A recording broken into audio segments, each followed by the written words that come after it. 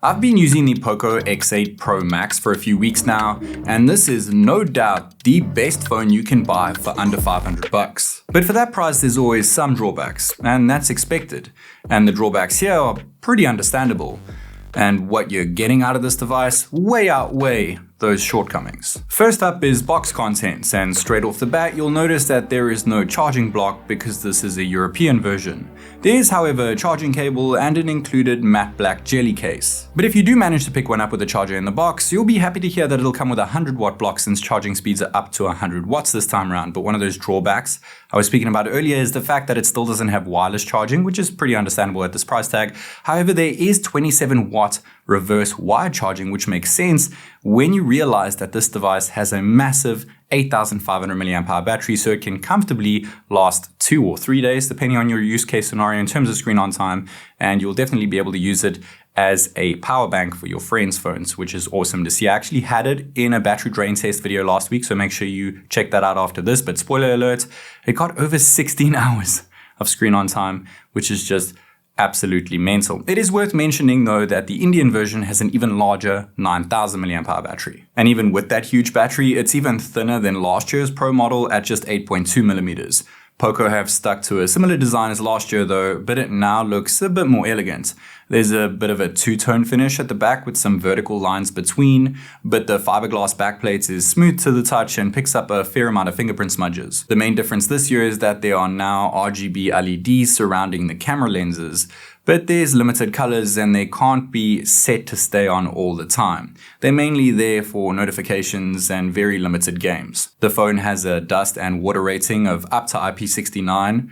The back is completely flat, so are the aluminum side rails, and the front is also flat. The screen is protected by Gorilla Glass 7i, which is a mid-range standard. The always-on display cannot be permanently enabled and fades away after 10 seconds, which kind of defeats the purpose. But to outweigh those drawbacks is a proper ultrasonic fingerprint sensor. It takes just a tap to unlock, works with wet fingers, and is positioned perfectly. The screen itself is now larger, hence the word Max in the phone's name, and the bezels are nice and slim. It's a 6.83-inch AMOLED panel with 12-bit color depth, a 1.5K screen resolution, a whopping 3,500 nits of peak brightness, includes 3840Hz PWM dimming, a 480Hz touch sampling rate, and there's a 120Hz refresh rate. But no, it's not LTPO, so it can only adjust between 30 and 120 Hz. So no proper always-on display and no LTPO panel are a few extra drawbacks, but that ultrasonic fingerprint sensor and large, bright, vivid display certainly make up for that. The phone ships with HyperOS 3 skinned over Android 16, and if you've ever used MIUI or HyperOS before, you'll feel right at home. It's nice to see that POCO are promising 4 years of major Android updates here and 6 years of security patches. And software overall is fine, just like all other Xiaomi software offerings. It's not the most optimized software around, but it looks good. Animations are fluid, there's large folders, and of course, since it's a global phone, all of Google's goodies are baked in, alongside Xiaomi's own fleet of AI features. There's also still an IR blaster, NFC, dual SIM 5G, and now there is finally eSIM support, which is very nice to have at this price point. Unfortunately, one of the drawbacks is the fact that there is only a USB 2 port at the bottom, but the insane hardware specs in this phone definitely make up for that. It uses a flagship grade 3nm run MediaTek Dimensity 9500S chipset. But no, it's not a dumbed down version of the flagship 9500 CPU. Instead, it's pretty much exactly the same as last year's flagship 9400 Plus CPU with the exact same cores and clock speeds. So think of this as a 9400 Plus, which is the glorified version of it, because the only difference is that it's gotten an upgraded ISP and cellular modem. Still, the 9400 Plus was and still is all you really need in a phone, and then some. It gets solid benchmark scores and is paired with faster LPDDR5X RAM and UFS 4.1 storage. What's even more flagship-like is that it gets a massive 3D ice loop cooling system, which relies on vapor and liquid to keep things cool. It managed heat very well in my recent battery drain test video, but got quite warm in the hand when gaming. There's still a game turbo mode which lets you switch up a few settings while playing, and even includes frame interpolation in games like Genshin Impact to double the frame rate of a 60 FPS capped game to 120, and it kept close to 120 FPS the whole time playing, even on maxed out settings. There is unfortunately no bypass charging feature or built-in FPS counter though, and that frame interpolation feature only works with certain games, so 60 FPS capped games like Wuthering Waves are stuck at 60, but even with maxed out graphical settings, this POCO managed to keep at 60 FPS most of the time, which is very good to see considering Wuthering Waves is one of the most demanding mobile games you could play. I did notice the screen dim a bit though. Call of Duty Mobile played very well too, with a solid 120 FPS on average, while using the very high in-game graphics presets and even with super resolution enabled in-game. Haptics feel more than decent, and there's now symmetrical 1115F dual stereo speakers, and honestly, this has got to be the loudest phone I have ever tested.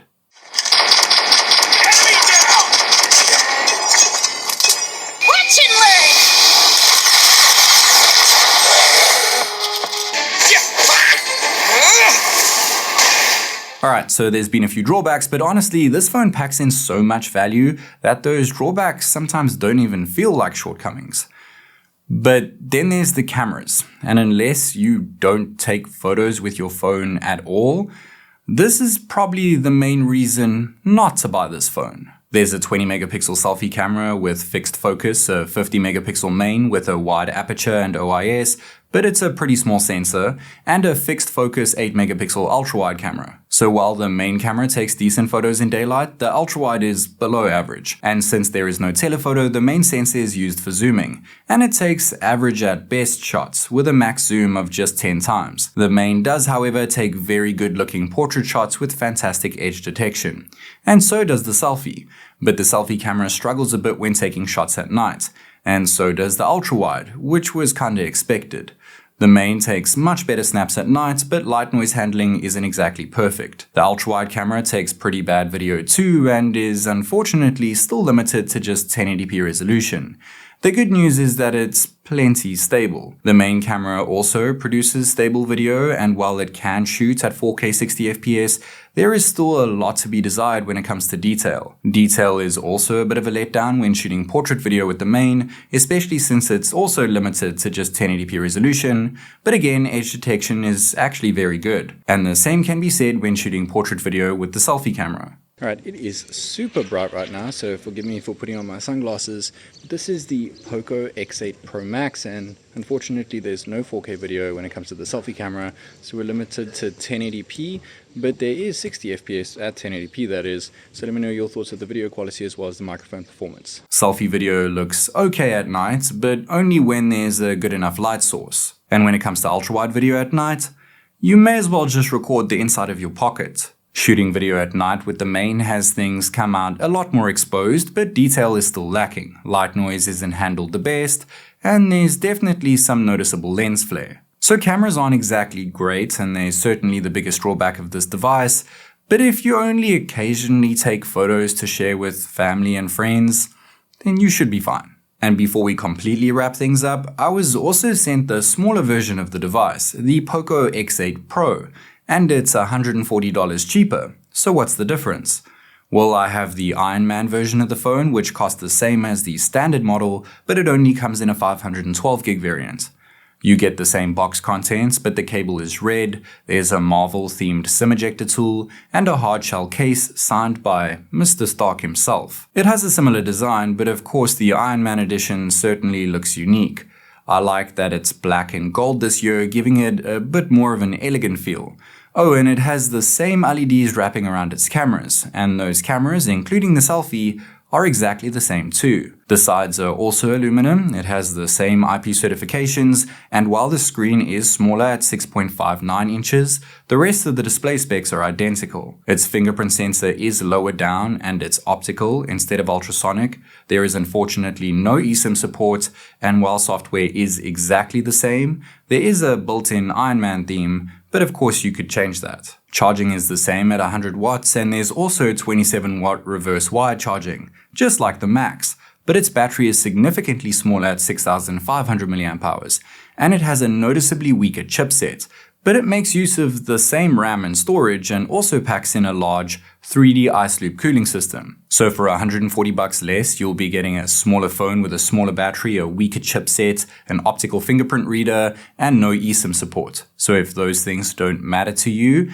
then the X8 Pro is a no-brainer, especially if you're an Iron Man fan. But for just a bit more money, the POCO X8 Pro Max is pretty much the best phone you could get at under $500, aside from cameras of course. It offers flagship performance thanks to its flagship chipset, incredibly loud speakers, effective cooling, eSIM support, fantastic software support, a large, bright and vivid display, a proper ultrasonic fingerprint sensor, proper IP certifications, a sleek look, and a massive, and I mean massive battery, which translates to a ton of screen on time. This phone is a flagship killer. Unless you care about cameras and wireless charging, of course. As always, this is TechNick, and I'll catch you in the next one.